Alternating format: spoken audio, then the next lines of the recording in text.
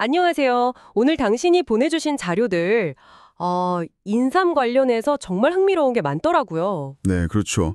그 일본 한방 제재 설명서부터 해서 뭐 최신 연구 뉴스까지. 맞아요. 그래서 오늘은 이 자료들 속에서, 당신께 진짜 중요하고 좀 놀라운 정보들, 그런 걸 뽑아서 명확하게 전달해 드리려고 합니다. 네, 좋습니다.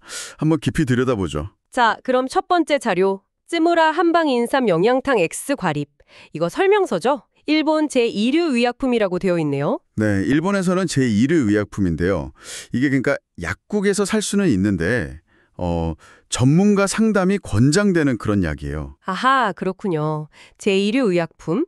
X과립이라는 건 뭐죠? 그건 이제 생약 성분 있잖아요. 자연 약제. 그걸 농축시킨 과립 형태라는 뜻이고요. 보통 뭐 병 앓고 나서나 수술 후에 체력 확 떨어졌을 때 네네. 아니면 뭐 피로감 심하거나 식욕 없고 손발 차고 뭐 빈혈이나 밤에 식은땀 그러니까 도환이죠. 그런 증상이 있는 분들께 쓴다고 되어 있습니다. 정말 다양한 증상에 쓰이네요. 이게 좀 전통적인 방식 같아요. 네, 그렇죠. 여기 보면 인삼이 한 1.5g 들어가고요. 지왕, 당귀, 배출 뭐 이런 거 해서 총 12가지 생약, 그러니까 자연약제를 배합한 복합 처방입니다. 12가지나요? 와. 네, 전통적인 지혜가 담긴 구성이죠. 성인 기준으로 하루 2번 식전이나 식간에 먹고요.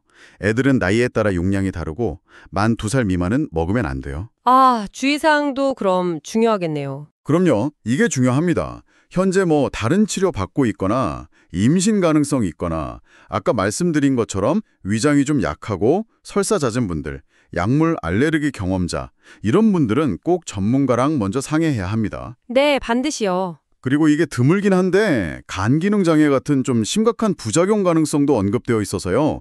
혹시 복용하다가 좀 이상하다 싶으면 바로 중단하고 의사나 약사 만나야 하고요. 그렇군요.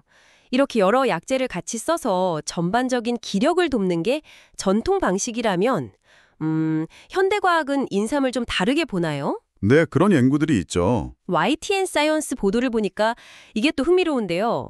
한국한의학연구원에서 인삼의 주요 성분 중 하나인 진세노사이드 RB1, 이게 천식 증상 완화에 도움이 될 수 있다. 이런 가능성을 발견했다고요. 정확합니다. 이 연구는 동물 실험하고 또 실제 환자 세포 실험을 통해서 그 진세노사이드 RB1이 염증을 일으키는 세포 있잖아요. 그걸 최대 80%까지 줄이는 항염증 효과를 확인했다는 점에서 주목할 만합니다. 와, 80% 감소해요? 엄청나네요. 네, 그러니까 전통적으로 써왔던 인삼의 효능을 특정 성분 RB1이라는 성분이 어떻게 작용하는지 그 기전을 과학적으로 밝히려는 그런 시도인 거죠. 아, 그러니까 특정 성분의 항염증 효과에 딱 초점을 맞춘 연구군요. 그런데 또 다른 자료, 한국경제 TV 기사 보니까 이건 홍삼이랑 콜레스테롤 얘기던데요.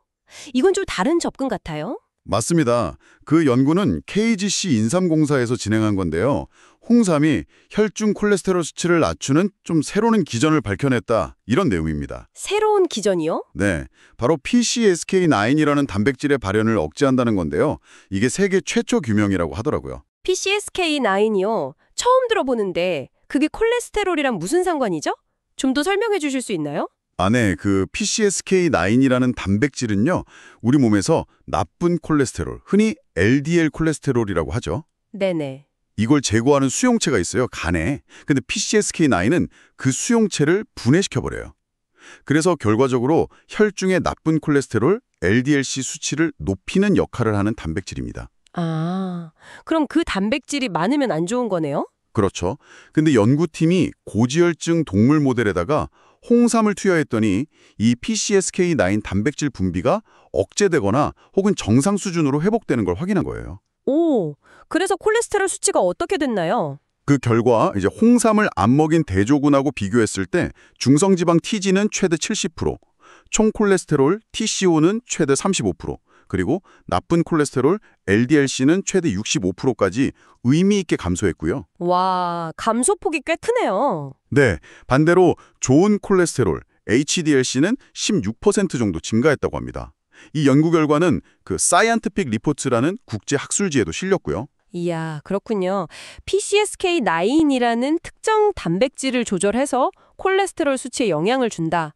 자, 그럼 이 모든 정보를 종합해 볼 때 이게 당신에게 어떤 의미가 있을까요? 네, 정리를 좀 해보면 그러니까 인삼은 전통적으로는 인삼영양탕처럼 여러 약재랑 같이 써서 기력회복 같은 뭐랄까 좀 전반적인 건강증진 이런 데에 사용되어 왔고요. 맞습니다. 동시에 이제 현행학은 인삼 안에 있는 진세노사이드 알비원 같은 특정 성분이 아까 말한 천식 같은 염증 반응을 줄인다거나 아니면 홍삼이 PCSK9 조절을 통해서 콜레스테롤 수치를 개선한다거나 이런 구체적인 작용 원리를 밝혀내고 있다는 거잖아요. 바로 그 지점입니다.